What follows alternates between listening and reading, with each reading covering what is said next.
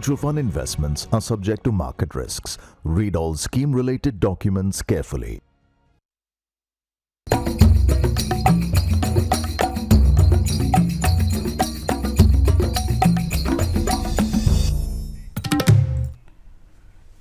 नमस्कार, अमर उजाला बोनस में आपका स्वागत है। मैं हूं शुभम शंकधर और आप देख रहे हैं अपना मनपसंद prime time show bonus point. तमाम खबरों के विश्लेषण के लिए द बोनस के एडिटर अंशुमान तिवारी जी मेरे साथ जुड़ गए हैं। सर, बहुत स्वागत है आपका। धन्यवाद, आप सबका स्वागत है। और अंशुमान जी से चर्चा शुरू की जाए उससे पहले देखिए आप ऑन द शो, जहां पता चलेगा आज कौन सी बड़ी खबरें हैं जिन पर हम चर्चा करने वाले हैं। पहली खबर, ईएमआई ट्रैप में युवा, कर्ज के लिए आसान पहुंच का असर दिखा है और जो युवा हैं जिन्होंने अभी कमाना शुरू किया है वो बड़े कर्ज के जाल में फंसते दिख रहे हैं। क्या कुछ आंकड़े हैं, क्या कुछ स्टडी है, ये जानेंगे। शेयरों में परिवारों का पैसा 88 लाख करोड़ रुपए के करीब पहुंची होल्डिंग। जी हां, 10 लाख करोड़ रुपए केवल पिछले 9 महीने में आ गए। शेयर बाजार में जो भारतीय परिवार हैं उनका पैसा पहुंच रहा है। एक और बड़ी खबर है, इस ट्रेंड को कैसे समझा जाए, देखा जाए, ये जानेंगे। फिर कैफे 3 में ढील संभव, छोटी ऑटो कंपनियों को मिल सकती है राहत। क्या कुछ है ये, क्या राहत मिल सकती है, बड़ी कंपनियों को ये राहत क्यों नहीं मिल रही है, ये जानेंगे। फिर आईडीएफसी फर्स्ट में हुआ फ्रॉड। जी हां, बैंक में बड़ा फ्रॉड हुआ है। हरियाणा सरकार के खाते में 590 करोड़ रुपए का फ्रॉड हुआ। कैसे ये फ्रॉड हुआ, इसका क्या असर हुआ, आज शेयर बाजार में जबरदस्त पिटाई हुई शेयर की, क्या कुछ हुआ, ये जानेंगे इस खबर में। और फिर ट्रंप के टैरिफ, अमेरिकी सुप्रीम कोर्ट ने टैरिफ पर रोक लगाई, ट्रंप ने फिर नए टैरिफ लगाए। लेकिन जो एक खींचतान मची थी, एक जो भय था, सुप्रीम कोर्ट ने जैसे ही उस पर कहा कि ये इलीगल है, बाजारों में रौनक दिखी। टैरिफ की खींचतान का असर पूरे दुनिया के बाजारों पर दिखा। अब आगे क्या बाजारों में दिख रहा है, क्या कुछ टैरिफ में होता दिख रहा है, ये सब कुछ हम जानेंगे अपनी आज की एक और बड़ी खबर में। लेकिन शुरुआत कर्ज की खबर के साथ। कर्ज के लिए आसान हुई पहुंच भारतीय युवाओं को ईएमआई के ट्रैप में फंसा रही है। लाइफस्टाइल जरूरतों के लिए युवाओं में कर्ज लेने का चलन बढ़ा है और अधिकतर कर्ज या तो फिनटेक माध्यमों से लिया जा रहा है या एनबीएफसी से लिया जा रहा है। सीआरआईएफ हाईमार्क की रिपोर्ट आई। रिपोर्ट में पता चला कि जून 2025 तक एनबीएफसी से कर्ज लेने वाले 65% लोग ऐसे हैं जिनकी आयु 26 से 35 के बीच है। सर, ये आंकड़ा कितना चिंताजनक है? शुभम, में पूरा आंकड़ा हमने करीब से पढ़ा और ये 5 बड़े महत्वपूर्ण ट्रेंड इस आंकड़े से दिखाई देते हैं जो समझना जरूरी है भारत के नियामकों के लिए भी और कर्ज लेने वालों के लिए और परिवारों के लिए भी जो ये करीब से देख रहे हैं।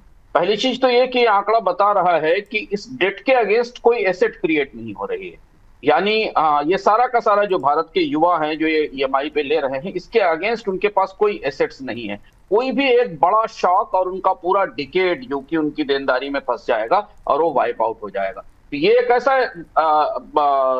डेट है जिसका क्रिएशन हर तरह से खतरनाक है। दूसरी चीज ये कि आरबीआई लाख कोशिश करे कि वो अनसिक्योर्ड क्रेडिट को कम करेगा, सख्ती करेगा, लेकिन वो केवल टाइम बाई करने की स्थिति है। जो बाय नाउ पे लेटर और माइक्रो क्रेडिट जो फिनटेक के जरिए आया, जिसका शुभम ने जिक्र किया है, ये मास मार्केट हो गया है, रूरल में पहुंच गया है। इससे इंक्लूजन भी हो रहा है लेकिन इससे बड़े पैमाने पर जोखिम भी पैदा हो रहा है।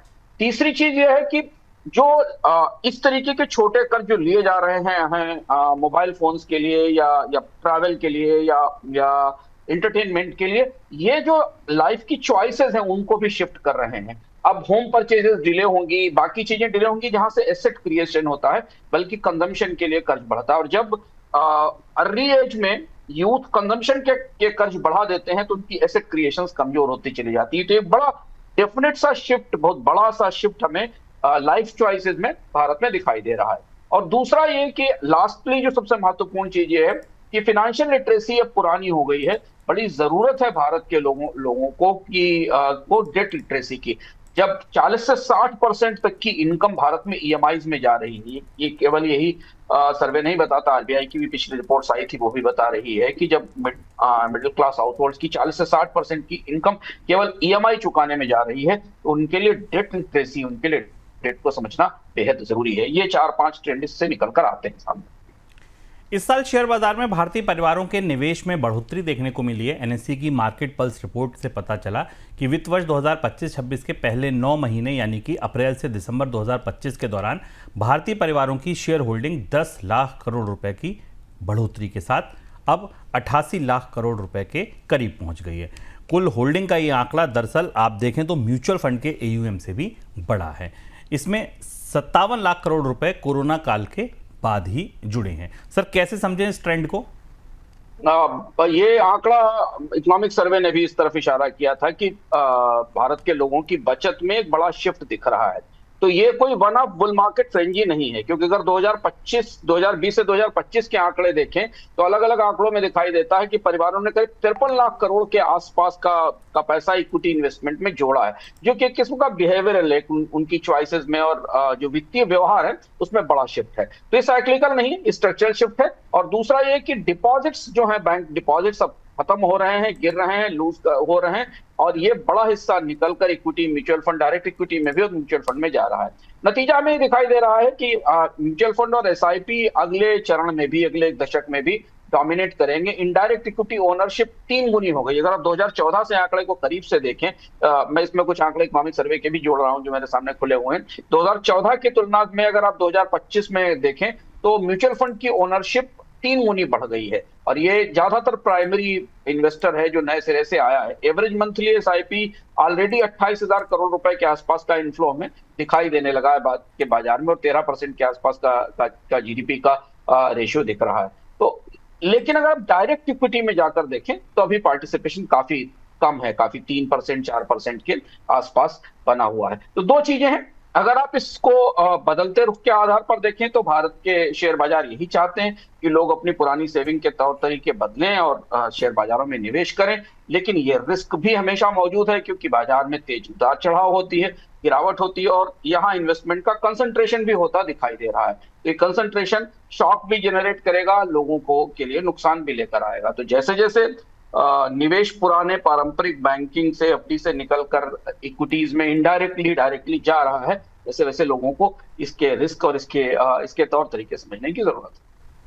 केंद्र सरकार कॉर्पोरेट एवरेज फ्यूल एफिशिएंसी यानी कैफे 3 नियमों में बदलाव कर सकती है। चर्चा है कि बड़ी ऑटो कंपनियों के लिए तो कैफे 3 नियम सख्त रह सकते हैं, लेकिन छोटी कंपनियों को यहां पर कुछ राहत मिल सकती है।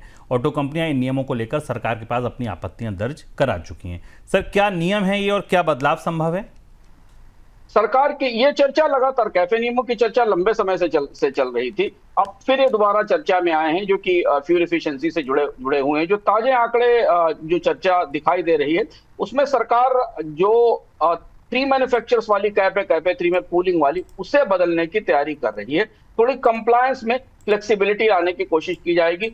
कोशिश ये है कि शायद स्मॉल कार जो कंपनियां हैं, जो छोटी कंपनियां हैं, उनके लिए थोड़ी रियायतें दी जाएं, क्योंकि उनके लिए कंसेशन जो एमिशन के नॉर्म्स हैं 909 kg पर जो सब 4M का 1200 cc का के नॉर्म्स बनाए गए हैं, उसमें रियायत देने की बात है। और कंप्लायंस की स्ट्रेटजी ऐसी होगी जिसमें कि तकनीक का इस्तेमाल प्रदूषण रोकने में, और बाकी जो नियम है उनको भी आपस में जोड़ा जाएगा। शायद जो एंट्री लेवल कार्स हैं उनके लिए थोड़ी रियायत इसमें आ सकती है।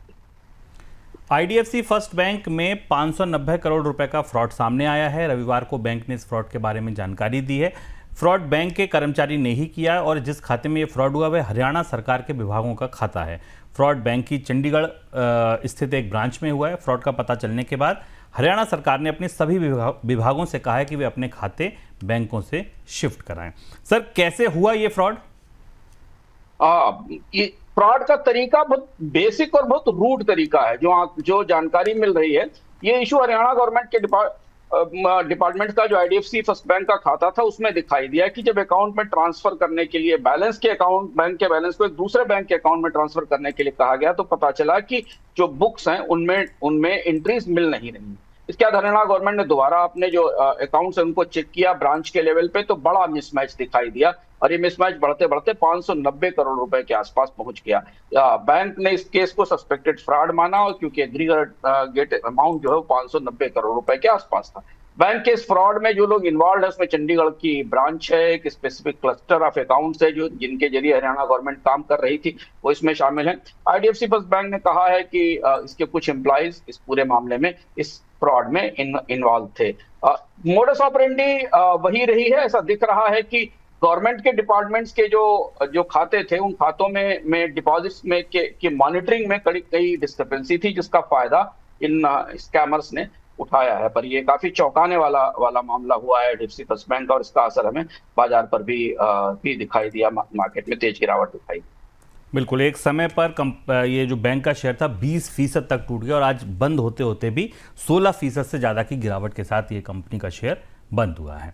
2025 में पूरे साल जिन अमेरिकी टैरिफ ने पूरी दुनिया के देशों को डराए रखा, उन पर अमेरिका की सुप्रीम कोर्ट ने रोक लगा दी। ये फैसला शुक्रवार को आ गया। इस फैसले के बाद ट्रंप प्रशासन ने 10% और फिर 15% नए टैरिफ घोषित किए। इस पूरे घटनाक्रम का असर दुनिया भर में देखा जा रहा है। टैरिफ को लेकर दुनिया भर में अनिश्चितता बढ़ गई है। अलग अलग देशों के साथ टैरिफ पर हुई अमेरिका की डील्स भी अब सवालों के घेरे में है। इधर भारत ने भी ट्रेड डील पर अमेरिका के साथ बातचीत को फिलहाल के लिए टाल दिया है। सर, पहला सवाल तो यही कि अमेरिकी सुप्रीम कोर्ट ने टैरिफ के ट्रंप के खिलाफ क्या फैसला दिया और कौन से टैरिफ गए, कौन से बचे, इसे कैसे समझें? ये फैसला शुक्रवार को आया शुभम, उसके बाद इतने सारे घटनाक्रम तेजी से हुए। सुप्रीम कोर्ट का फैसला आया, फिर डोनाल्ड ट्रंप की पहली घोषणा हुई, उसके बाद दूसरी घोषणा हुई, फिर तमाम देशों की प्रतिक्रियाएं आई, तो पूरा मामला बुरी तरह उलझ गया। बाजारों ने भी इसको समझने की कोशिश की। एक एक करके समझते हैं कि अमेरिका ने जो सुप्रीम कोर्ट ने फैसला दिया वो क्या है। कोर्ट ने कहा कि डोनाल्ड ट्रंप ने जो इमरजेंसी पावर के तहत टैरिफ लगाए थे, उन्हें वो लगातार और व्यापक रूप से नहीं लगा सकते। आपको याद होगा, जो लोग अमेरिका की टैरिफ को पहले दिनों से फॉलो कर रहे हैं, बॉक्सर्स डे पे जब इनका अनाउंसमेंट किया था, उसी दिन से ये सवाल था कि क्या राष्ट्रपति के पास इतनी आपातकालीन शक्तियां हैं कि वो कांग्रेस की मंजूरी के बिना पूरी दुनिया के देशों के ट्रेड रूल्स बदल दें और टैरिफ लगा दें। इसे एक जो फेडरल अपीली कोर्ट थी, उसने भी इस पर सवाल उठाया था और टैरिफ को खारिज किया था। हालांकि सुप्रीम कोर्ट गया, सुप्रीम कोर्ट ने कहा कि राष्ट्रपति को टैरिफ शेड्यूल बदलने की छूट नहीं है। रेसिप्रोकल और बॉर्डर सिक्योरिटी के आधार पर जितने भी टैरिफ लगाए गए, जिनको IEEPA टैरिफ कहा जा रहा है तकनीकी तौर पर, वो रद्द हो गए। इसका मतलब पूरे झटके में दुनिया पर टैरिफ वाली जो रणनीति थी ट्रंप की, उस पर कानूनी रोक लगी। तो ये तो चले गए, पर अभी कुछ टैरिफ बचे हैं जो सुरक्षित हैं। जैसे राष्ट्रीय सुरक्षा के नाम पे धारा 232 वाले टैरिफ, जो कि स्टील, एल्युमिनियम, ऑटो, सेमीकंडक्टर पर लगे, उनमें कोई बदलाव नहीं हुआ, तो इसमें दुनिया के तमाम देश प्रभावित हैं। इसके अलावा 301 वाले, सेक्शन 301 वाले टैरिफ, जिसमें कि अनुचित व्यापार है, जिसमें चीन के खिलाफ है, फेंटेनल वाले टैरिफ हैं और IP से जुड़े हुए टैरिफ हैं, ये लगे हुए हैं। तो IEP गया, लेकिन 232 और 301 पूरी तरह जिंदा है, और जो बचे हुए टैरिफ हैं वो जारी है। और इसके बाद टैरिफ की पूरी प्रक्रिया काफी पेचीदा हो गई है, उलझ गई। तो सर, ये जो अब जो नया 10-15% का टैरिफ लगा है, ये कैसे लगा रहे हैं?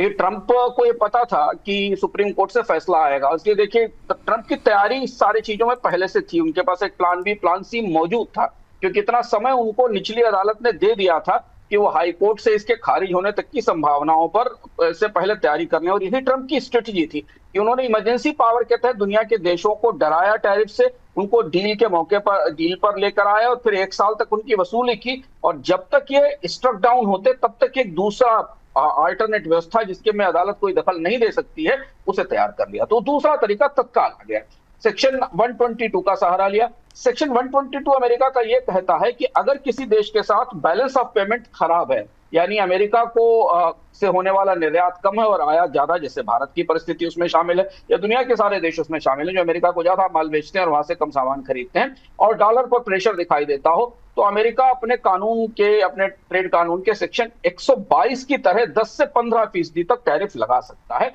और इसका उन्होंने तत्काल फैसला किया और 10% की स्टेट टैरिफ लगा दी और फिर इसको उनको बढ़ाकर 15% कर दिया। 15% की मैक्सिमम लिमिट है, लेकिन ये टैरिफ 150 दिन तक ही चलाए जा सकते हैं। मतलब आप इसको 4-5 महीने तक लागू रख सकते हैं और इसे आगे बढ़ाने के लिए कांग्रेस की मंजूरी की जरूरत होगी। तो अब ये जो नए टैरिफ लगाए गए, वो अब उसके बाद उनका पूरा ढांचा बदल गया, वो 2-3 परतों में आ गया। बिल्कुल सर, तीसरा सवाल ये, अब किस देश पर कुल टैरिफ कैसे बनेगा, अलग अलग देशों पर इसका क्या असर पड़ेगा? देखिए, पहली चीज तो ये कि तीन परतें हैं टैरिफ की, जो हमारे लिए समझना जरूरी है, जो बेहद जरूरी, क्योंकि भारत के ट्रेडर, पूरी दुनिया भर के ट्रेडर इसको लेकर उलझन में हैं। तो पहला तो जो MFN बेसिक टैरिफ है, जो WTO ने पूरी दुनिया के देशों के लिए तय किया है, जो जिसको MFN टैरिफ कहा जाता है, जो अमेरिका ने दुनिया के देशों पर लगा रखा है, 3 से 4%, 5% का होता है। इसके अलावा जो पुराने ट्रंप के टैरिफ हैं, उसमें सेक्शन 232 और 301 के टैरिफ हैं, जो ऑटो चिप्स पर लगाए गए, और उसके बाद तीसरा जो 10 से 15% का एक का 122 वाला जो टैरिफ है, सेक्शन 122 वाला टैरिफ है, वो भी इसमें शामिल है। तो ये 3 परतें हैं, इन तीनों को मिला लिया जाए तो शायद पहले से बोझ कुछ ज्यादा हो सकता है। अलग अलग देशों पर अगर आप देखें तो ये टेबल, ये चार्ट आपकी स्क्रीन पर आ रहा है, इसे आप देखें। इसके बाद इसके साथ इसकी रोशनी में हम देखते हैं कि अलग अलग देशों पर परिस्थिति क्या बनती दिखाई दे रही। इस टेबल में आपको दिखाई देगा कि किस देश पर पुराने टैरिफ क्या थे, नए टैरिफ क्या है और इसका असर क्या है। चीन पे 232 पहले से लगे हुए हैं, 10-15% और जुड़ा है। अभी भी सबसे ज्यादा मार चीन पर टैरिफ की दिखाई दे रही है। ईयू, जापान, कोरिया सहयोगी हैं, लेकिन इन्हें छूट नहीं मिली है। इनके साथ कानूनी लड़ाई होगी, लंबे सिरे से विवाद दिखाई देगा। भारत पहला वाला रेसिप्रोकल झटका नहीं है, 10-15% का ग्लोबल सरचार्ज लगा दिया गया। टैरिफ आमतौर पर 18% पर आ गए हैं, जो डील के साथ स्थिति थी।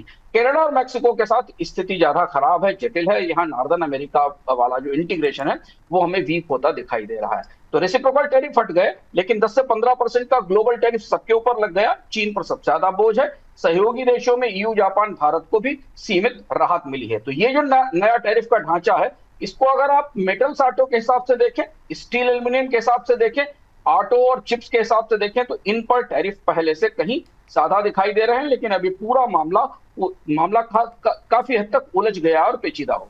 तो सर, अब ट्रंप आगे क्या करेंगे? किन हथियारों पर उनका भरोसा होगा? कैसे वो आगे बढ़ेंगे? ट्रंप ने जो अपनी बिसात बिछाई है, इस हमने आपको बताया कि चरणबद्ध रूप से देखें, हम लोगों को दिख रहा था कि ये सब कुछ रैंडम हो रहा है, पर डोनाल्ड ट्रंप पूरी तैयारी के साथ आए थे। हमने बताया सबसे पहले उन्होंने आईपा का इस्तेमाल किया। आईपा का इस्तेमाल करके दुनिया के देशों को झुकाया, उन पर टैरिफ लगाया और उन्हें अपनी शर्तों पर डील पर राजी किया। उसके बाद 232 और 301 वाले टैरिफ मजबूती से स्थायी रखे, क्योंकि कोर्ट उनको भी नहीं हटा सकता था। तो जो प्रमुख इंपोर्ट्स हैं, दुनिया की जो प्रमुख उद्योग हैं, सेमीकंडक्टर, स्टील, एल्यूमिनियम, इन सब के ऊपर मजबूती से ऊंचे टैरिफ बनाकर रखे। अब 301 का इस्तेमाल आगे वाले दिनों में होगा, क्योंकि तुरंत ट्रंप ने उसी दिन शुक्रवार को घोषणा की थी कि 301 की इंक्वायरी शुरू हो रही है। 201 भी है, जिसमें इंपोर्ट सर्च के लिए सेफगार्ड की व्यवस्था है, और 122 वाली धारा भी है। ये इसका अस्थायी है, ग्लोबल दबाव के लिए, सौदेबाजी के लिए। तो अब डोनाल्ड ट्रंप एक बड़ा हथौड़ा नहीं चलाने जा रहे हैं टैरिफ का। छोटे छोटे कई हथौड़े हैं, कई हथियार हैं, जिनके जरिए वो टैरिफ की दर को कुल मिलाकर उस स्तर पर बनाए रखेंगे जिस स्तर पर उन्होंने अलग अलग देशों के साथ डील पर निर्धारित किया है। क्योंकि $500 बिलियन के आसपास का रेवेन्यू, जो एडिशनल रेवेन्यू पर मंथ आ रहा है, वो अगर नहीं मिला तो अमेरिकी अर्थव्यवस्था के डेफिसिट में और बजट में बुरी तरह चुनौती होगी। तो अब कई तरीके से डोनाल्ड ट्रंप देशों को घेरने की कोशिश करेंगे, और उसके लिए जो बाकी सारे प्रावधान है उनका इस्तेमाल किया जाएगा। तो आने वाले दिनों में ये अनिश्चितता, ये ऊहापोह और टैरिफ से अमेरिका से आने वाली सुर्खियां खत्म नहीं होंगी, जारी रहेगी।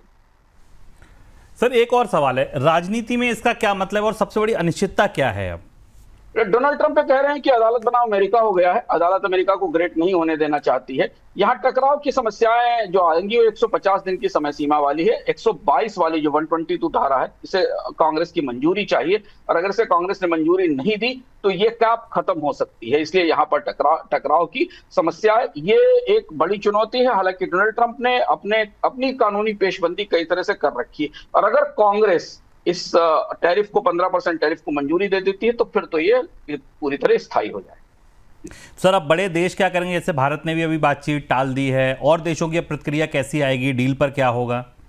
अब ये देखने की कोशिश की जा रही है। सारे देश, दुनिया के देश, इस फैसले को अलग अलग तरीके से समझ रहे हैं, अलग अलग प्रोडक्ट लाइंस के संदर्भ में एनालिसिस कर रहे हैं। कहां से रिटेलिएशन होता है, कितने रिटेलिएशन की संभावना, ये देखना होगा। जैसे डोनाल्ड ट्रंप सबको टैरिफ की डील में बांध चुके हैं, इसलिए दुनिया के देशों के पास बाहर निकलने की गुंजाइश सीमित है। ज्यादातर देश अब शायद WTO को वापस जाकर उसका दरवाजा खटखटाएंगे, और ऐसा लग रहा है कि एक बार हम फिर WTO में बड़ी सक्रियता होती देखेंगे। EU भी, जापान भी, चाइना भी, भारत भी, इस सारी टैरिफ की व्यवस्था को, क्योंकि अब ये टैरिफ इमरजेंसी पावर से बाहर निकल रहे हैं।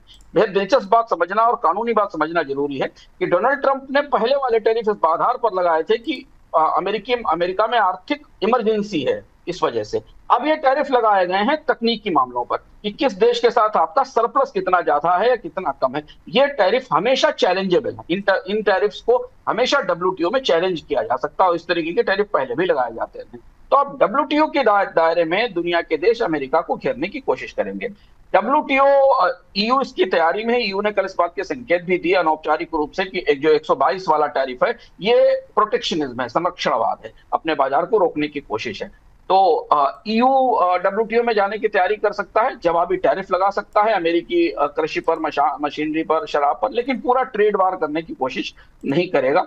छोटे छोटे समझौते बच जाएंगे, मेटल चिप जैसी मिनी डील्स टूटेंगी नहीं। लेकिन हाँ, अब इन देशों की तरफ से भी, जो बाकी देश हैं जो अभी तक एक तरफा टैरिफ से प्रभावित थे, वो थोड़ी कोशिश करेंगे। चीन तो पहले से ही सबसे ज्यादा प्रभावित है, 301, 232 वाले टैरिफ भी झेल रहा है, नया दबाव आ जाएगा। चीन भी WTO जाने की तैयारी करेगा। हो सकता है वो अमेरिका के कृषि और ऑटो सेक्टर पर अपनी स्लो ग्रोथ को देखते हुए और अपने नुकसान को देखते हुए रिटेलिएटरी टैरिफ जैसे कि 10% के टैरिफ अमेरिका ने लगाए हैं, वो भी लगा दिया जाए।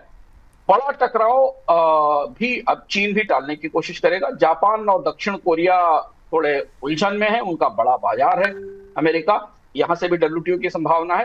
भारत की भी के संकेत हैं कि शायद वो WTO में जा सकता है, लेकिन हाँ, वो अभी जो अपनी मौजूदा डील है उसको थोड़ा स्लो कर सकता है, जो अभी जिस पर चर्चा चल रही है, जिसमें कि भारत को $100 बिलियन का इंपोर्ट करना है, बाकी चीजें करना है। तो दुनिया के सारे देशों के पास जो जो तरीके हैं ट्रंप पर दबाव बनाने के, उनका इस्तेमाल आने वाले दिनों में होगा।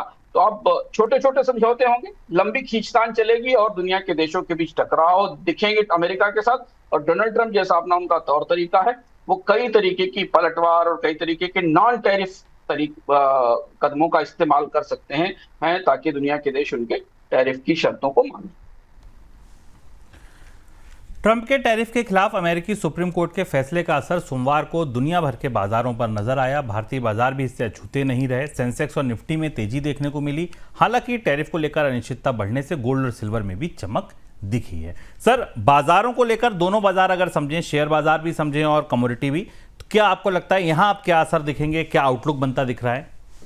बाजारों ने शुरुआत में जब कोर्ट का फैसला आया तो अमेरिका के बाजारों में तेजी दिखाई दी। उसके बाद फिर 10 और 15% के टैरिफ आए तो बाजार फिर हिचकते दिखाई दिए। अभी चूंकि स्थिति कोई बहुत ज्यादा बदली नहीं है, टैरिफ की स्थिति यथास्थिति दिखाई दे रही है, तो अनिश्चितता बहुत ज्यादा है। और जब भी अनिश्चितता दिखाई देती है, हालांकि शेयर बाजार थोड़ा मजबूती के साथ दिखे, अमेरिकी शेयर बाजार भी थोड़ा ठीक ठाक दिखाई दिए, लेकिन इस अनिश्चितता का असर हमको कमोडिटीज पर ज्यादा दिखाई दिया है। सिल्वर और गोल्ड दोनों की कीमतों में तेजी दिखाई दी है। क्रिप्टो को हमने जरूर टूटते हुए देखा है, क्योंकि क्रिप्टो में अब और ज्यादा दबाव बनता दिखाई दे रहा है। तो जैसे जैसे ग्लोबल ट्रेड नैरेटिव बदलता जाएगा, चीजें बाजार प्रतिक्रिया करते जाएंगे। व्यवहारिक रूप से कंपनियों के लिए, निवेशकों के लिए, निर्यातकों के लिए इस पूरी व्यवस्था में तब तक कुछ नहीं बदलेगा जब तक कि टैरिफ को लेकर कोई बड़ा विवाद नहीं खुलता है या डोनाल्ड ट्रंप कोई और बड़ी प्रतिक्रिया नहीं करते। क्योंकि बाजारों को यह पता था, अंदर से सबको पता था कि सुप्रीम कोर्ट में इन टैरिफ को स्ट्रक डाउन किया जा सकता है, इसका खतरा है। और लोगों को और बाजारों को यह भी पता था कि डोनाल्ड ट्रंप के पास एक प्लान बी मौजूद है और उस प्लान बी का उन्होंने क्रियान्वयन शुरू कर दिया। तो वॉलेटिलिटी और अनिश्चितता आने वाले दिनों में मजबूत दिखाई देगी, इसलिए थोड़ा सतर्क रहकर ट्रेड करने की जरूरत रहेगी। चलिए, तो ये था हमारा आज का बोनस पॉइंट। पूरी उम्मीद है आपको पसंद आया होगा। अपने सवाल सुझाव हमको भेजिए। कल नए संस्करण के साथ फिर आएंगे, तब तक के लिए दीजिए इजाजत। नमस्कार।